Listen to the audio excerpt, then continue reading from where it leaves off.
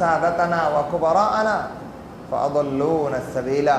আল্লাহ, আমরা আমাদের পূর্ববর্তীদেরকে অনুসরণ করেছি, আমাদের বড়দেরকে অনুসরণ করেছি, সেজন্য আজকে আমরা এখানে জাহান্নামে জ্বলতেছি।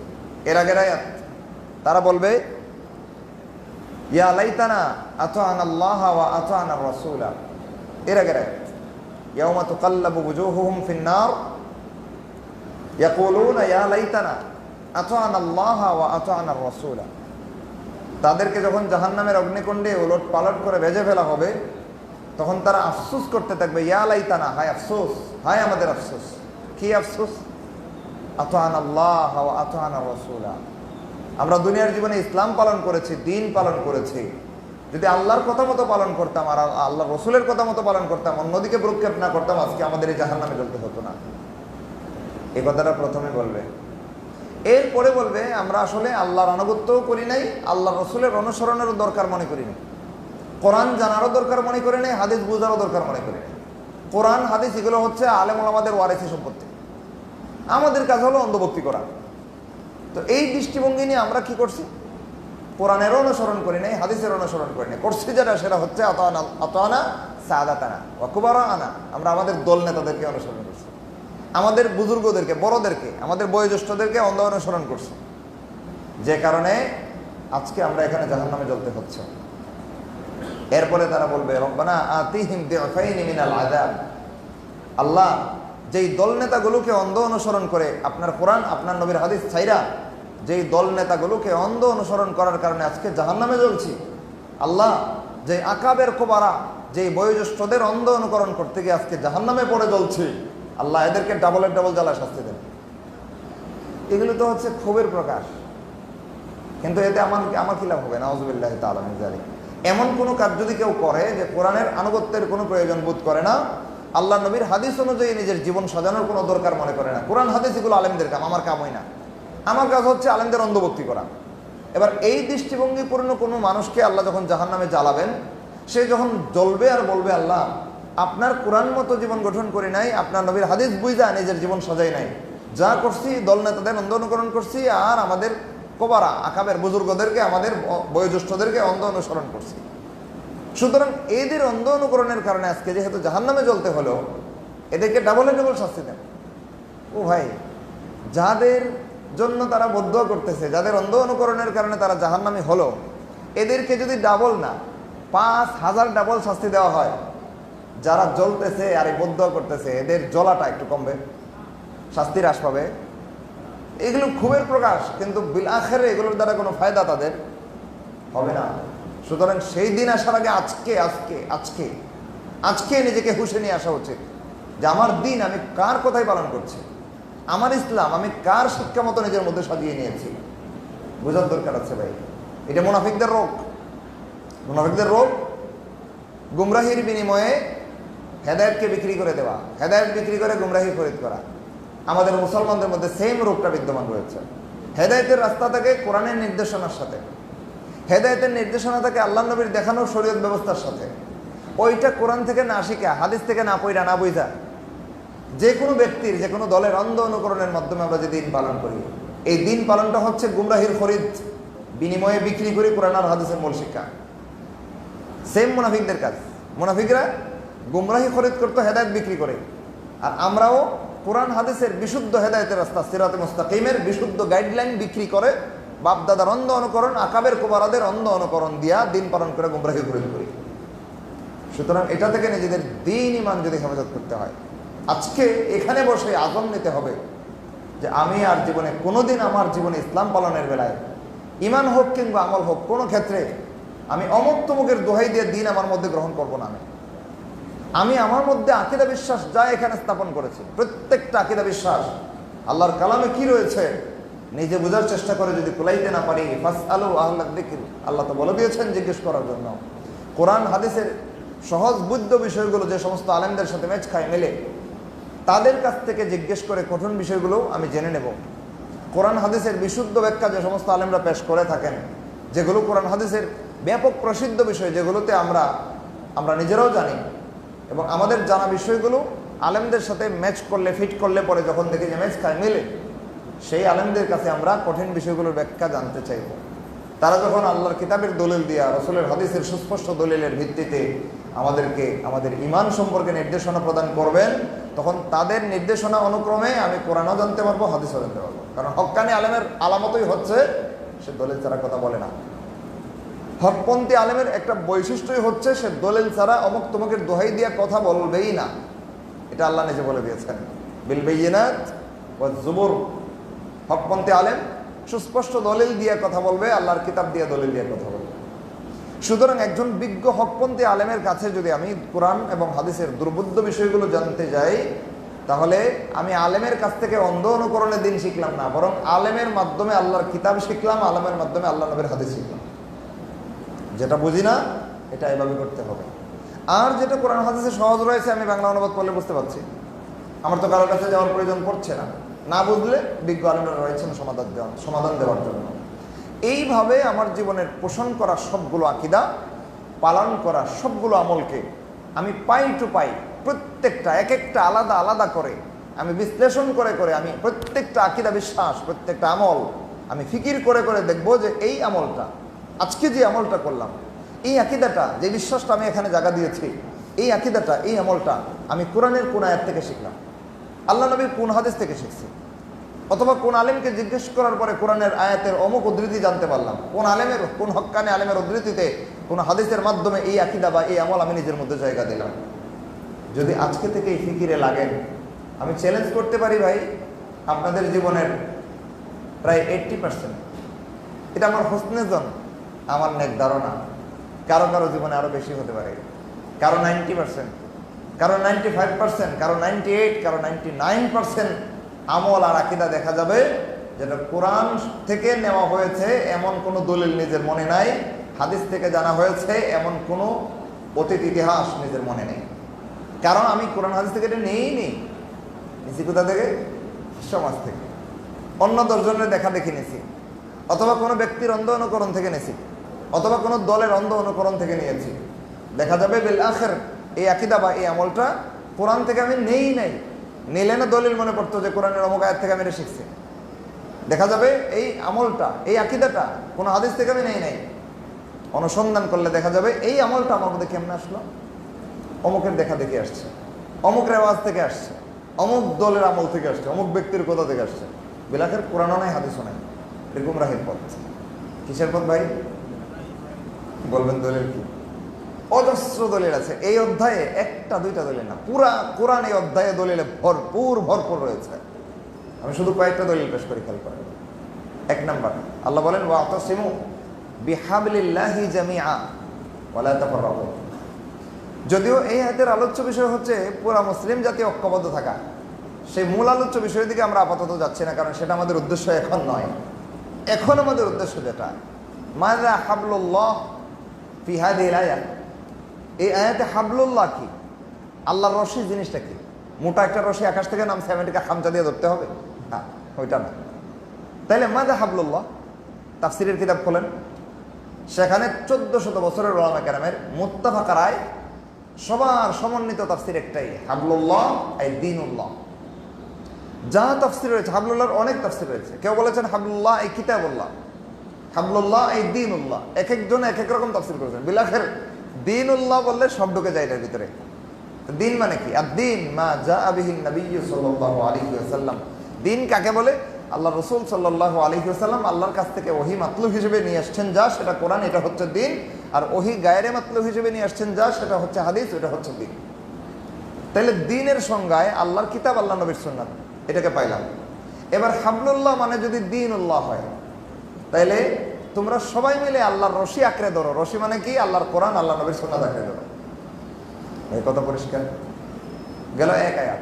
আরেক আয়াতে দেখেন, ওয়া আন্না হাযা সিরাতী মুস্তাকিমান ফাত্তাবিউহু ওয়া লা তাত্তাবিউস সুবুল। আল্লাহ বলতেছেন, আর নিশ্চয়ই জেনে রাখো আমার দেখানো এই ইসলামের সোজা পথটাই আমার পর্যন্ত পৌঁছার সরল পথ। ফাত্তাবিউহু, সবাই মিলে ইসলামের একটা সরল পথকে আঁকড়ে ধরো।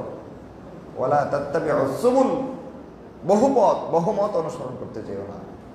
এইখানে যে হাদা, ওয়া আন্না হাযা সিরাতী, এই হাদা মানে কি? হাদা মিজদাক কি? হাদার ইসমে ইশারা কোন দিকে গেছে?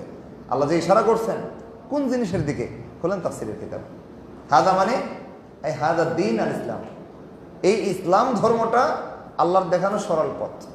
তাহলে ইসলাম ধর্ম এর মূল মানদণ্ড কয়টা?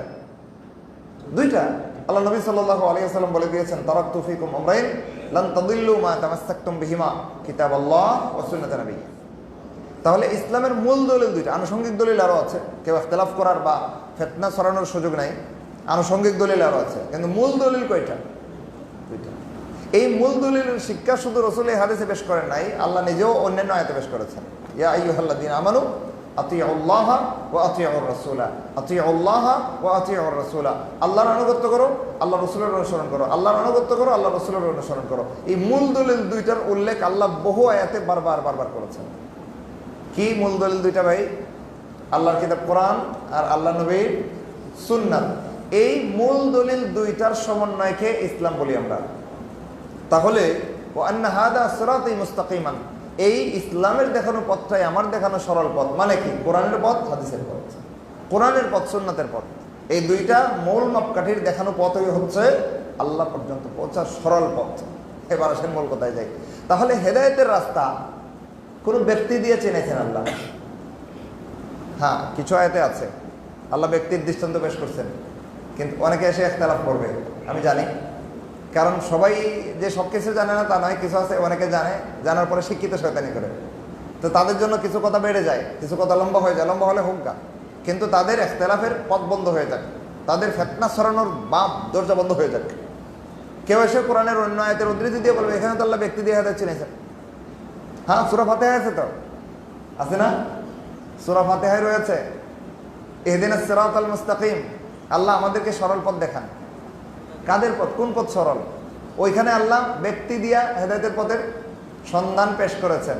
কোন জায়গায় দলিল দিয়া হেদায়েতের পথ দেখাইছেন, কোন জায়গায় ব্যক্তি দিয়া দেখাইছেন। দুইভাবেই আল্লাহ হেদায়েতের পথ দেখাইছেন। কেন? কারণ দলিল দিয়ে ফাকাত, শুধুমাত্র দলিল দিয়ে যদি হেদায়েতের রাস্তা আল্লাহ দেখান, তাইলে যারা দলিল বুঝতে একটু দুর্বল, কোরআনের অনেক কিছুই বুঝতে পারে না, হাদিসের অনেক কিছু বুঝতে পারে না, বা পড়ার সুযোগ পায়নি, সমাজের অধিকাংশ মুসলমান তো এমন নাকি? তো যারা বুঝতে সক্ষম হয় না বা বুঝতে দেরি লাগে, কষ্ট হয়, এদের বুঝতে সহজ হওয়ার জন্য আল্লাহ ওই পথে আগে যারা চলছে এদের দৃষ্টান্ত পেশ করেছেন। তাইলে কোরআনে আল্লাহ রাব্বুল আলামিন হেদায়েতের রাস্তা চিনাইতে গিয়ে দুইটা পদ্ধতি অবলম্বন করছেন। কয়টা? দুইটা। একটা পদ্ধতি হচ্ছে সরাসরি দলিল দিয়ে হেদায়েতের রাস্তা চিনাইছেন, যেমন আন্না হাদা সিরাতুল মুস্তাকিমা, যেমন আতিউল্লাহ ওয়া আতিউর রাসূলা, দলিল দিয়া হেদায়েতের রাস্তা চিনাইছেন। আবার কোন জায়গায় ব্যক্তি দিয়া হেদায়েতের রাস্তা চিনাইছেন, পথিক দিয়া। পথ আর পথিক দুইটা বিবরণে হেদায়েতের রাস্তা আল্লাহ চিনাইছেন। পথ হচ্ছে কোরআন এবং সুন্নাহর পথ, আর পথিক কারা? পথিকের বিবরণ সূরা ফাতিহায় আসছে। আল্লাহ বলেন ইহদিনাস সিরাতাল মুস্তাকিম, বান্দা দোয়া করে ভাবে যে আল্লাহ আপনি আমাদেরকে সরল পথ দেখান, হেদায়েতের রাস্তা দেখান। তো হেদায়েতের রাস্তা কোনটা চিনব কিভাবে? আল্লাহ বলেন সিরাতাল্লাযীনা আনআমতা আলাইহিম, আল্লাহ আপনি যাদেরকে নিয়ামত দিয়েছেন। এই নিয়ামত কি জিনিস? এই নিয়ামত বলতে আল্লাহ কি বুঝেছেন এটা অন্য আয়াতে আছে, কোনো মুফাসসিরের ব্যাখ্যা লাগবে না, আল্লাহ নিজেই তাফসীর করছেন।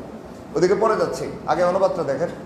আল্লাহ বলেন সিরাতাল্লাযীনা আনআমতা আলাইহিম, সেই সমস্ত লোকদের পথ, লোকদের পথ, পথিক কিন্তু পথের বিবরণ দিয়ে হেদায়েতের রাস্তা পরিচয় করাইছেন আল্লাহ, আর পথিকের বিবরণ দিয়ে হেদায়েতের রাস্তা চেনাইছেন। এখানে পথিকের বিবরণ, তো সে সমস্ত লোকের পথ যারা আনআমতা আলাইহিম, যারা আপনার পক্ষ থেকে নিয়ামত পেয়েছে, আপনি যাদেরকে নিয়ামত দিয়েছেন। গায়রিল মাগদুবি আলাইহিম ওয়ালাদ-দাল্লিন, যারা গজবপ্রাপ্ত নন, যারা পথভ্রষ্ট নন। পথভ্রষ্ট মানে খ্রিস্টান জাতি, গজবপ্রাপ্ত মানে ইহুদি জাতি। যারা ইহুদিদের মতো পথ গজবপ্রাপ্তও ছিলেন না, যারা খ্রিস্টানদের মতো চরম পথভ্রষ্টও ছিলেন না। তো এমন নিয়ামত প্রাপ্তদের পথে আপনি আমাদেরকে পরিচালিত করেন। এখানে পথিকের বিবরণ দিয়ে আল্লাহ হেদায়েত চিনাইছেন। এবার এইখানে এসে ব্যক্তি পূজারী যারা, অন্ধদল পূজারী যারা ফাঁক খোঁজার চেষ্টা করে, তারা এসে বলে ঠিক আছে আল্লাহ তো দুই পদ্ধতিতেই হেদায়েতের বিবরণ শিখেছেন, একটা হচ্ছে দলিল দিয়ে হেদায়েতের রাস্তা, আর একটা হচ্ছে ব্যক্তি দিয়া হেদায়েতের রাস্তা। পথ ব্যক্ত করে হেদায়েতের রাস্তা, পথিকের বিবরণ ব্যক্ত করে হেদায়েতের রাস্তা। তো পথিকের বিবরণ দিয়ে যদি আল্লাহ হেদায়েত চিনায় থাকেন, আমার পেশাব তো হেদায়েতের একজন মডেল, আমার শায়েখ তো হেদায়েতের একজন জিন্দা দৃষ্টান্ত, আমার ওস্তাদ তো আল্লাহ জমিনে হকপন্থী কেউ থাকলে অনলি ওয়ান পিস আছে না? এমন ও ভাই, আপনি যে ব্যক্তির পিছনে পড়তেছেন, আল্লাহ যেভাবে ব্যক্তির বৃত্তান্ত দিয়া, পথিকের বিবরণ দিয়ে হেদায়েতের রাস্তা দেখাইছেন, ওইটা বুঝতে আপনি মিস্টেক করছেন। কোন জায়গাটায় মিস্টেকটা আমরা করি একটু খেয়াল করেন। আল্লাহ যে পথিকের বিবরণ দিয়ে পথ চেনেছেন, এখানে যে পথিকদের কথা বলেছেন, দুইটা পয়েন্ট এখানে। প্রথম পয়েন্ট হলো যে পথিকদের বিবরণে আল্লাহ পথ চেনেছেন, সেই পথিকদের প্রথম তবকা আন-নবিয়্যুন, কারা? যারা মাসুম, নিষ্পাপ, তারা তো ব্যক্তিগতভাবে মডেল। একজন নবী মানে একজন মুমিনের জন্য একবারে অন্ধভক্তির সাথে মেনে নেওয়ার মতো মডেল। নবীর জীবনে এসিয়ান নাই, না ফরমানি নাই, কোনো ধরনের কোনো গুনাহ নাই, গুনাহ থেকে আল্লাহ হেফাজত করেন। তো উনাকে অন্ধভক্তি করবেন না, অন্ধভক্তিটা করবেন কাকে আপনি? তা আল্লাহ বলেছেন সে সমস্ত লোকের পথে আল্লাহ আপনি আমাদেরকে চালান যাদেরকে আপনি নিয়ামত দিয়েছেন। এবার আসেন নিয়ামত কারা কারা পাইছেন একটু দেখি। অন্য আয়াত আল্লাহ বলেন ফাউলাইকাল্লাযীনা আনআমাল্লাহু আলাইহিম, সে সমস্ত লোকেরা যাদেরকে আল্লাহ রাব্বুল আলামিন নিয়ামত দিয়েছেন। কারা তারা? মিনান নাবিয়্যিন ওয়াস সিদ্দীকিন ওয়াস শুহাদা ওয়াস সালিহিন। তাইলে আল্লাহ নিয়ামত প্রাপ্তদের বিবরণ কয় দল উল্লেখ করেছেন? এক নম্বর নবীগণ যারা নিষ্পাপ, দুই নম্বর সিদ্দিকগণ যাদের প্রতি আল্লাহ একবারে চূড়ান্ত পর্যায়ে সন্তুষ্ট, তিন নম্বর শুহাদা, এরা সিদ্দিকগণের আরেক রূপ। এদের প্রতি আল্লাহ এত সন্তুষ্ট যে দুনিয়ার কোনো ইমানদার মুমিনকে আল্লাহ এত উঁচু মাত্রার জান্নাতে প্রবেশ করাবেন না শহীদদেরকে যত উচ্চ মাত্রার জান্নাতে প্রবেশ করাবেন। তো এই তিন দল তো হচ্ছে আল্লাহর বাছাই করা। আরেক দল হচ্ছে ওয়াস সালেহিন, ওইখানে এসে ফাঁক খুঁজে। সালেহিন কারা? নেককার, নেকামলওয়ালা বান্দা। তো আমার বিশ্বাস তো অনেক বড় নেকামলওয়ালা, আমার ওস্তাদ তো অনেক বড় নেককার, আমার শায়েক, আমার অনুসৃত ডক্টর অনেক বড় দিনদার, অনেক বড় আল্লাহওয়ালা। ও ভাই, এটা তো তিলকে আমানিয়ুহুম, এটা তো তাদের মনের মনোবাঞ্ছা, মনের আশা ভরসা, মনের আশা আকাঙ্ক্ষা যে না আমি যেটা হুসনাজন করছি আমার পেশাবে মনে হয়। কিন্তু আল্লাহর কাছে কেমন এটা আপনি জানেন? গতকালকে আমরা আলোচনা করেছি এই যে চার দলের নিয়ামত প্রাপ্ত হওয়ার ঘোষণা আল্লাহ ব্যক্ত করেছেন। মজার ব্যাপার হলো এখানে তিন দল আল্লাহর পরীক্ষিত। কয় দল? তিন দল আল্লাহর জাস্টিফাইয়ে পরীক্ষিত, উচ্চ মাত্রার জান্নাতের অধিবাসী, এর পরীক্ষিত। কিন্তু চার নম্বর দলটা পরীক্ষিত না। নবিয়্যুন, এদের ব্যাপারে আলোচনা করার দরকার নাই, আপনারা ভালো বুঝেন। এরা নিষ্পাপ, তাদের ব্যাপার এই পরীক্ষার মাধ্যমে সাব্যস্ত হতে হবে যে না ওনার ইমান ঠিক আছে, না দরকার নেই। ওনাদের পরীক্ষা আল্লাহ নিছেন এবং আমাদের কাছে ওনাদের কোনো পরীক্ষার দরকার নেই। ওনাদের ব্যক্তি সত্তাটাই আমাদের জন্য হেদায়েতের মডেল, বাস। এরপরে আছে as-সিদ্দীকুন, মান হুমুস সিদ্দীকুন। এখানে আসলে তো আরেক দলে ফেতনা করে আরেকটা। এই পর্যন্ত বেশ কয়েকজন ব্যক্তি, আমি শব্দটা উল্লেখ করবো না, এটা আপনারা বুঝে নেবেন। বেশ কয়েকজন ব্যক্তি আমাকে জোর জবরদস্তি করে মুরিদ করতে চাইছেন। তো মুরিদ করার অবস্থার প্রাক্কালে, যখন মুরিদ করার অবস্থাটা সৃষ্টি হয়েছে, কাছে বসানো হয়েছে, হাতে ধরা হয়েছে, ধরার পরে আমার কাছ থেকে চোখ বুজে শপথ নেওয়া হচ্ছে। বেশ কয়েকটা তরিকা ব্যক্ত করা হয়েছে, সেই আলোচনায় যাব না। তো এই তরিকা ব্যক্ত করার পরে আমাকে নসিহত করা হচ্ছে।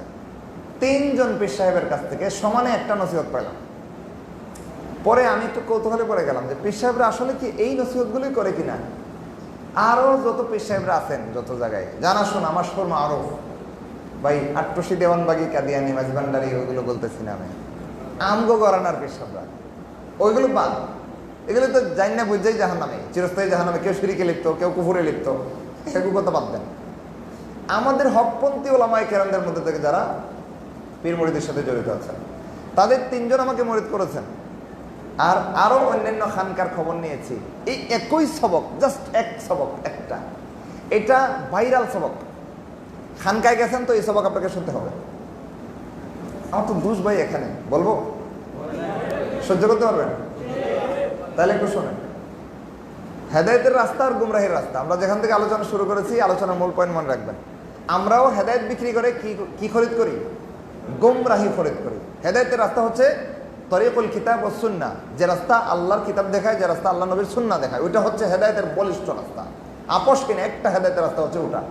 কিন্তু ওটা ছেড়ে দিয়ে পীর পূজা, আকাবের পূজা, ব্যক্তি পূজা, শায়েখ পূজা, ডক্টর পূজা, আলেম পূজা আমাদের মধ্যে আছে, দল পূজা, এই পূজার যত রাস্তা আছে সবগুলো রাস্তা হচ্ছে গুমরাহির রাস্তা। একটু আগে আমি কিন্তু কথা নিজে থেকে বলতেছি না, আল্লাহর কথা ব্যক্ত করেছি। আল্লাহ কি বলেছেন? এরা আফসোস করবে আর বলবে হায় আফসোস আমাদের দল নেতাগুলোর যদি অন্ধ অনুসরণ না করতেন। হায় আফসোস, আমাদের আকাবের কোবারা, আমাদের বয়োজ্যেষ্ঠদেরকে যদি অন্ধ অনুসরণটা না করতাম, আজকে জাহান্নামে জ্বলতে হতো না। ভাই কথাটা আমি বানালাম, আমি বানিয়েছি, কে বলছেন? সুতরাং আল্লাহ এখানে কাফেরদের দৃষ্টান্ত দিয়া, মুনাফিকদের দৃষ্টান্ত দিয়ে আমাকে সাবধান করছেন, আপনাকে সাবধান করছেন যে আমার বান্দা সাবধান, তোমরা এরকম হয় না, তোমরাও কোনো ব্যক্তির অন্ধ অনুকরণ দিয়ে ইসলাম পালন করো না, এটা গুমরাহির রাস্তা। কিন্তু আমি সেই পথেই ছুটি, কোরআন জানি না, হাদিস বুঝি না, কোনো কিছু জানার দরকার নাই, বাস আমি যাকে মানে ওটা হেদায়েতের রোল মডেল, বাস এখান থেকে বের করে আসতে হবে, মূল কথায় যে দেখেন। তো আমরা যাদেরকে হেদায়েতের মডেল মনে করি, একজন মুরিদ সে মনে করলো আমার পিসাব হেদায়েতের একজন জিন্দা দৃষ্টান্ত, এরকম আর হতেই পারে না, আমার পিসাব সবচেয়ে হক। এটা তো তার মনের আকাঙ্ক্ষা, মনের এটা তার একটা সুধারণা। মূলত এটা বাস্তব কি অবাস্তব আসেন একটু যাচাই করি। এবার খানকাওয়ালারা যা করেন, সব খানকাওয়ালারা কিনা আমি জানি না, আমি যে খানকাগুলো জাস্টিফাই করছি তারা এটা করছে। কিছু খানকা বাইরেও থাকতে পারে, কিছু হকপন্থী পীরেরা এটার বাইরে থাকতে পারেন। খেয়াল করবেন, কোনো কথা কিন্তু ফাঁক ফোকর রাখা যাবে না, পরে কিন্তু বিভ্রান্তি সৃষ্টি করবে একদল লোক। খানকাওয়ালাদের মধ্যে হকপন্থীও আছেন, হ্যাঁ, যারা বিশুদ্ধ কোরআন এবং হাদিসের মাধ্যমে বিশুদ্ধ দিনের ধারক, বিশুদ্ধ দিনের বাহক, বিশুদ্ধ দিনের প্রচারক, এমন খানকাওয়ালাও আছেন। তাদের কথা না, যারা কোরআন হাদিসের নাম ভেঙে ভেঙে হক্কানিয়তের সনদ ব্যবহার করে করে আল্লাহর বান্দাদেরকে ভণ্ডামিতে লিপ্ত করে, আমি তাদের কথা বলতেছি। এবার আসেন তারা কি করে একটু দেখি। আমি যে খানকাগুলোর শিকার হয়েছি আর যে খানকাগুলোর তথ্য নিয়েছি, এর রিপোর্টটা পেশ করে খেয়াল করেন। সিদ্দিক মানহুম, এই যে আল্লাহ বললেন যে আল্লাহর নিয়ামত প্রাপ্ত বান্দারা 4 ভাগে বিভক্ত, এই আয়াতে ব্যক্ত করেছেন, মিনান নাবিয়্যিন ওয়াস সিদ্দিকিন ওয়াস শুহাদা ওয়াস সালিহিন। তো নবীগণ তো আমরা সবাই চিনি, সে আলোচনায় যাব না। সিদ্দিক মানহুম, এরা কারা আসেন একটু চিনে নেই। এই সিদ্দিক চেনার জন্য কোনো পীরের ফতোয়া চিনতে হবে না, প্রথম কথা ক্লিয়ার। কোনো পীর আমাকে সিদ্দিক চিনাইতে হবে না, কারণ পীর হচ্ছে আজকে 150 বছরের জামানার কথা, আর এই সিদ্দিক শব্দ হচ্ছে 1500 বছর আগে নাজিল করার কথা। তো যদি এটা আমরা 200 বছরের ওলামায়ে কেরামের ব্যাখ্যা বুঝতে হয়, তার মানে 12 শতাব্দী কাল যাবৎ সিদ্দিকের ব্যাখ্যা মুসলমানরা জানতো না। সাহাবায়ে কেরাম, তাবেঈন, তাবেঈন সিদ্দিক কথার ব্যাখ্যা না বুঝে মারা গেছেন, না বুঝছেন? কোথায় থেকে, ওই কোথা থেকে বুঝছেন? আসলে আমরা কোরআন এবং সুন্নাহ থেকে একটু দেখে নিই। তারা সিদ্দিক কথার ব্যাখ্যা কোনো ব্যক্তি থেকে বোঝার প্রয়োজন পড়ে নেই, কারণ আল্লাহ নিজে বুঝাইছেন। কোথায়? সূরাতুল হুজুরাত আয়াত নম্বর আপনারা বের করে নেবেন। সিদ্দিকদের পরিচয় পেশ করতে গিয়ে আল্লাহ কোরআনে বহু জায়গায় বহুভাবে পেশ করেছেন। আমি জাস্ট 2টা পরিচয় আজকে আপনাদের সামনে পেশ করব। একটা পরিচয় সূরাতুল হুজুরাত, আল্লাহ বলেন ইন্নামাল মুমিনুনা ইখওয়া, নিশ্চয়ই মুমিনরা পরস্পরে ভাই ভাই। না, ভুল বলেছি, এরপরে ইন্নামাল মুমিনুন, নিশ্চয়ই মুমিন হচ্ছে তারা। সূরাতুল হুজুরাত এরপরে আয়াত, বেশ কিছু অংশ পরে ইন্নামাল মুমিনুন আল্লাযীনা আমানু বিল্লাহি ওয়া রাসূলিহি সুম্মা লাম ইয়ারতাবু ওয়া জাহাদু। কয়টা বিষয়? এইটুক বলে আল্লাহ কি বলছেন জানেন? আয়াতের শেষাংশ উলাইকা হুমুস সাদিকুন। আল্লাহ বলেন নাই উলাইকা আইদান সাদিকুন, এরাও সত্যবাদী, এটা বলেন উলাইকা হুম, এরাই as-সাদিকুন, এরাই সত্যবাদী। তাহলে সত্যবাদী হতে হলে লাজেম 4 গুণ থাকা লাগবে না? থাকা লাগবে। কি কি? আমানু বিল্লাহি, যারা আল্লাহর প্রতি ঈমান এনেছে, ওয়া রাসূলিহি, আল্লাহর রাসূলের প্রতি ঈমান এনেছে, সুম্মা লাম ইয়ারতাবু, ঈমানে আমলে এমন কাজকর্ম করে নাই, এমন বিশ্বাস অন্তরে জায়গায় দেয় নাই যেটার কারণে এই ঈমান তার কোরআন এবং হাদিসের উপরে বিশ্বাস, আল্লাহ এবং রাসূলের প্রতি বিশ্বাসটা তার সন্দেহে নিপতিত হয়। এমন কোনো আকীদায়ও জড়ায় নেই, এমন কোনো আমলেও জড়ায় নেই যা তার ঈমানকে সন্দেহপূর্ণ করে দেয়। এক কথায় আল্লাহ বলতেছেন লাম ইয়ারতাবু, এরা ঈমান আনার পরে কোনো সন্দেহ পোষণ করে না। যা কোরআনের উপর ঈমান আনছে, বাস আনছে বলিষ্ঠভাবে আনছে, এক বিন্দু কোনো সন্দেহের অবকাশ রাখে নাই। যা আল্লাহ নবীর শরীয়তের উপরে ঈমান আনছে 100% আনছে, এক বিন্দু কোনো সন্দেহের অবকাশ রাখে নাই। পূর্ণাঙ্গ মাত্রায় আল্লাহর কোরআন রাসূলের সুন্নাতের উপরে 100% বিশ্বাস ধারণ করার পরে 4 নম্বর গুণ আল্লাহ বলেন জাহাদু ফি সাবিলিল্লাহি বিআমওয়ালিহিম ওয়া আনফুসিহিম, আল্লাহর রাস্তায় বেঈমান কাফেরদের বিরুদ্ধে নফসের জিহাদ করেছে। কলমের জিহাদ, জবানের জিহাদ, কিসের জিহাদ ভাই? বিআমওয়ালিহিম ওয়া আনফুসিহিম। আমওয়াল মানে সম্পত্তি, নিজের ধন সম্পদ ব্যয় করে জিহাদ করেছে। নফসের জিহাদে ধন সম্পদ ব্যয় হয়। তো এরপরে এসে এক পীর সাহেবের কিতাবে দেখলাম, নাম বলবো না, গিবত হয়ে যাবে বা আপনারা হয়তো হজম করতে পারবেন না, কঠিন কথা। ওনার কিতাবে লেখা দেখলাম বিআমওয়ালিহিম ওয়া আনফুসিহিম। আমওয়াল মানে হচ্ছে আল্লাহর রাস্তায় দান সদকা খয়রাত করা, আর আনফুস মানে হচ্ছে নফসের জিহাদ করা। অথচ এটা আনফুসিহিম মানে হচ্ছে জান কোরবানি করে জিহাদ করা। জিহাদের রাস্তায় গেলে জান কোরবানি হওয়ার সম্ভাবনা থাকে না? যে কোনো আঘাতে শাহাদাত বরণ করতে হতে পারে। তো শাহাদাত বরণ করলে জান আল্লাহর কাছে চলে যায়, দুনিয়া জীবনের হায়াত শেষ হয়ে যায়। ওইটা আল্লাহ বুঝাইছেন বি আমওয়ালিহিম ওয়া আনফুসিহিম, তাদের মাল আল্লাহর রাস্তায় জিহাদের রাস্তায় খরচ করে ব্যয় করে, আর জান আল্লাহর রাস্তায় বিসর্জন দিয়ে শাহাদাত বরণ করে, জান আল্লাহর রাস্তায় উৎসর্গ করে জিহাদের ময়দানে নাজিল হয়। আল্লাহ বলেন এই 4টা গুণ যার মধ্যে রয়েছে, 4টা গুণ, আল্লাহ বলেন উলাইকা হুমুস সাদিকুন, এরা ও না, এরাই সত্যবাদী। তাইলে এরাই যদি হয়, 4 গুণের 1 গুণ বাদ দিলে সত্যবাদী হওয়ার বৈশিষ্ট্য থাকলো না। এবার যে খানকাগুলো জিহাদের বিরুদ্ধে উল্টা সিধা কথা বলে, এই জমানা জিহাদের জমানা না, এই জিহাদের কথা বললে জঙ্গিবানা বলে আমাদেরকে গ্রেফতার করতে আসবে, জিহাদের কথা বললে প্রশাসন হয়রানি করবে, এটা এখানে বলা যাবে না। তাহলে কি করতে হবে? জিহাদ নফসের মুজাহাদা করবো আমরা, আছে না খানকাগুলোতে? তাহলে যে খানকাগুলো জিহাদকে নিজের জীবন থেকে কেটে ফেলে দিয়ে, জিহাদকে আল্লাহর জমিন থেকে উৎখাত হতে দিয়ে, চোখের সামনে জিহাদ বাদ দিয়া বাকি সব আমল গ্রহণ করে জিহাদকে প্রত্যাখ্যান করে, 4 বৈশিষ্ট্য মিলছে না? একটা বাদ দিয়ে সাদেক থাকে না। কিন্তু দুঃখজনক সত্য কথা, 3টা খানকায় 3 জন পীর সাহেব মুরিদ করলেন, সবাই নসিহত করলেন, ইয়া আইয়ুহাল্লাযীনা আমানু ইত্তাকুল্লাহা ওয়া কুনু মা'আস সাদিকিন। আল্লাহ বলেছেন, হে ইমানদারগণ, আল্লাহকে ভয় পাও আর সাদিকিনদের সাথে হও, পীর বুজুর্গদের সাথে হও। এইভাবে অনুবাদ করে আমাকে শোনানো হয়েছে, আমার এই 2টা কান আল্লাহি সাক্ষী আছে। বলা হয়েছে ওয়া কুনু মা'আস সাদিকিন, সত্যবাদীদের সাথে হও, যারা পীর বুজুর্গ রয়েছেন তাদের সাথে হও, তারাই সত্যবাদী। তো আল্লাহ কি সাদিকুন কথার ব্যাখ্যায় কোন আয়াতে বলেছেন উলাইকা হুমুল পীরুন ওয়াল মুরশিদুন ওয়াল বুজুরগান বলছেন? কোথাও বলছেন যে এরা হচ্ছে পীর আর বুজুর্গ? কইছেন আল্লাহ এটা? আল্লাহ কোনো ব্যক্তি বা সম্প্রদায়ের নাম উল্লেখ করেন নাই। আল্লাহ উল্লেখ করেছেন 4টা গুণের কথা। কয়টা? আমানু বিল্লাহি ওয়া রাসূলিহি সুম্মা লাম ইয়ারতাবু ওয়া জাহাদু। 4 গুণ যার মধ্যে থাকবে, উলাইকা হুমুস সাদিকুন, এরাই সত্যবাদী। 4 গুণের একটা যদি না থাকে, সে সাদিকিনদের অন্তর্ভুক্ত নয়।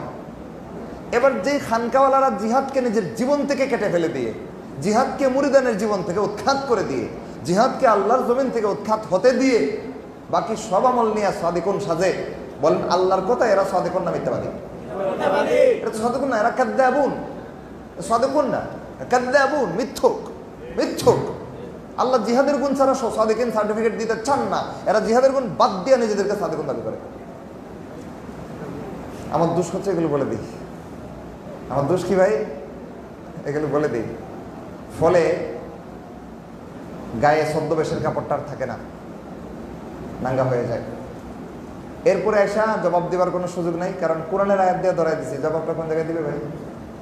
আল্লাহর কথার উপরে কারো কথা আছে? আমান আসদাকু মিনাল্লাহি কিলা, আল্লাহর কথার চাইতে সত্য কথা কে বলতে পারে? ওইটা বলে দিছি, এর উপরে কথা কোনটা দিয়ে দলিল দিবার? দলিল তো নাই। সুতরাং পথ একটা আছে, যার দলিল নাই তার রাস্তা হলো বকা। দলিল দিয়ে খন্ডাইতে পারে না, কি করবো? আহলে হাদিস টেক লাগাও আহলে হাদিস, বাস শেষ।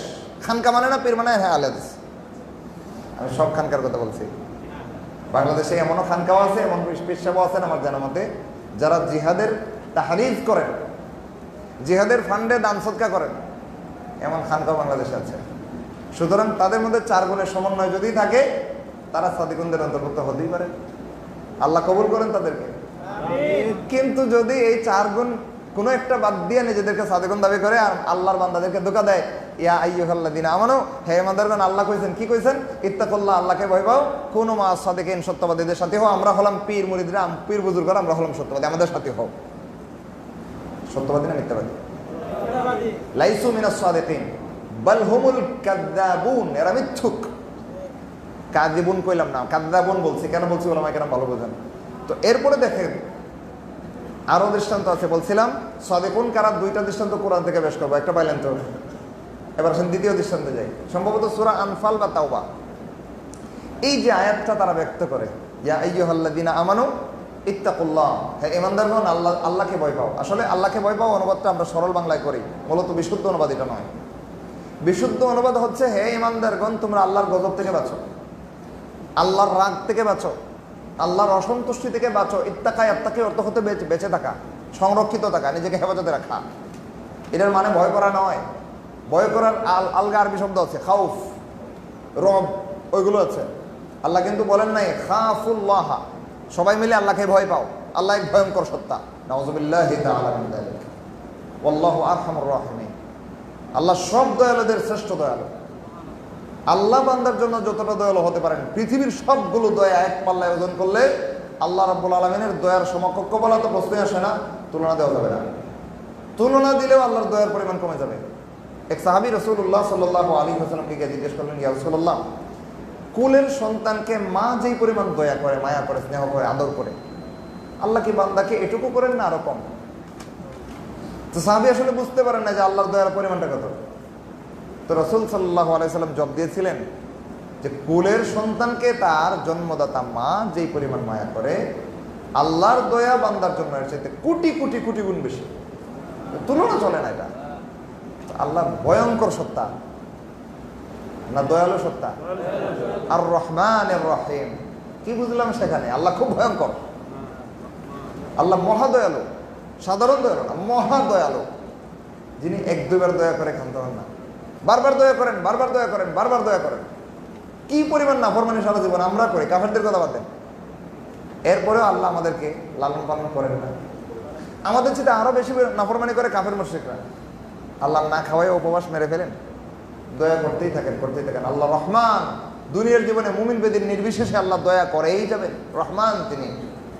তো সেই সত্তার ক্ষেত্রে আমি যদি অনুবাদ করি আল্লাহকে ভয় পাও, আল্লাহ বিরাট ভয়ঙ্কর, এই অনুবাদ সঠিক নয়। না, সঠিক অনুবাদ হচ্ছে ইত্তাকুল্লাহ, আল্লাহর রাগ থেকে বাঁচো, আল্লাহর অসন্তুষ্টি থেকে বাঁচায় রাখো নিজেকে। এরপরের অংশ কুনু মা'আস সাদিকিন, আর সত্যবাদীদের সাথী হও। মান হুমুস সাদিকুন, একটু আগে পেলাম 4 গুণ পাইছি, তো ওইটা অন্য সূরায় অন্য আয়াতে, ওই আলোচনা আপাতত বাদ দিলাম। এই যে আয়াতখানা ইত্তাকুল্লাহ ওয়া কুনু মা'আস সাদিকিন, যে আয়াতখানা খানকাওয়ালারা ব্যবহার করতেছে, এই আয়াতের আগের আয়াত যারা হাফেজ তাদের মনে থাকার কথা। ওয়ালা সালাসাতিল্লাযিনা খুল্লিফু হাত্তা ইযা দাকাত আলাইহিমুল আরদু বিমা রাহাবাত ওয়া দাকাত আলাইহিম আনফুসুহুম, লম্বা আয়াত।